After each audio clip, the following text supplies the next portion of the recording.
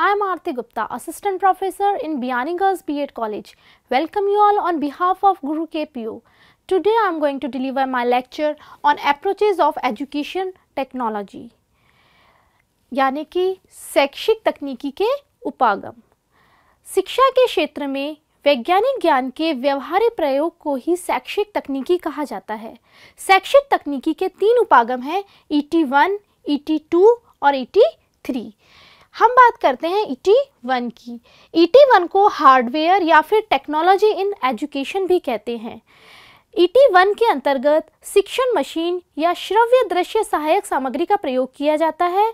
इसमें ज्ञानात्मक पक्ष के विकास पर अधिक ध्यान दिया जाता है तथा इस तकनीकी के तीन कार्य हैं। पहला है ज्ञान का संचय करना, दूसरा है ज्ञान का प्रसार करना और तीसरा है ज्ञान का विकास करना। नेक्स्ट है ET2। ET2 को सॉफ्टवेयर टेक्निक या फिर टेक्नोलॉजी ऑफ एजुकेशन भी कहा जाता है। ET2 सीखने के सिद्धांतों पर आधारित होती है। इसके अंतर्गत विभिन्न शिक्षण सिद्धांतों, अभिप्रेरणा सिद्धांतों, संप्रेषण कौशलों, उद्देश्यों को व्यवहारिक रूप से लिखना, शिक्षण विधियों, प्रविधियों, युक्तियों का प्रयोग करना, विभिन्न पृष्ठपोषण तकनीकी जैसे Flanders interaction analysis, micro teaching आदि के प्रयोग के ऊपर बल दिया जाता है। नेक्स्ट है ET3। इसे सिस्टम अप्रोच भी कहते हैं।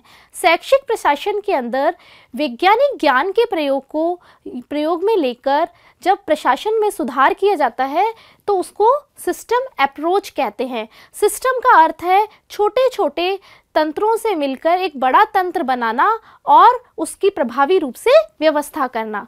इसके अंतर्गत तीन स्टेप्स होते हैं, इनपुट, प्रोसेस और आउटपुट। इनपुट के अंतर हम किसी भी कार्य को सुचारू रूप से करने के लिए योजना बनाते हैं, प्रोसेस के अंतर्गत उसका क्रियान्वयन करते हैं तथा आउटपुट के अंतर उसका मूल्यांकन किया जाता है। और इन तीनों स्टेप्स को फॉलो करके हम किसी भी प्रशासन की व्यवस्था में सुधार कर सकते हैं। So this is all about approaches of education technology. Thanks for watching this video. Please like, comment and share our YouTube channel and don't forget to subscribe gurukpu.com. Thank you.